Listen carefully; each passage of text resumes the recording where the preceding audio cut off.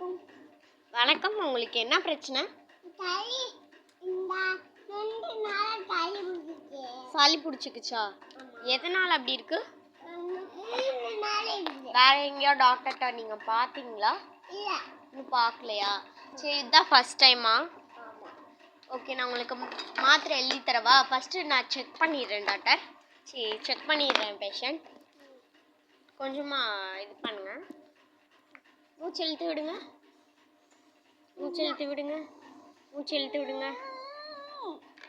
கொஞ்சம் தான் உங்களுக்கு சளி இருக்க மாதிரி காமிச்சிருக்கு.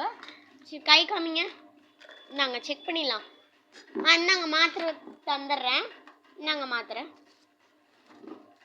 ஃபர்ஸ்ட் நான் எழுதிடுறேன். உங்க பேர் என்ன?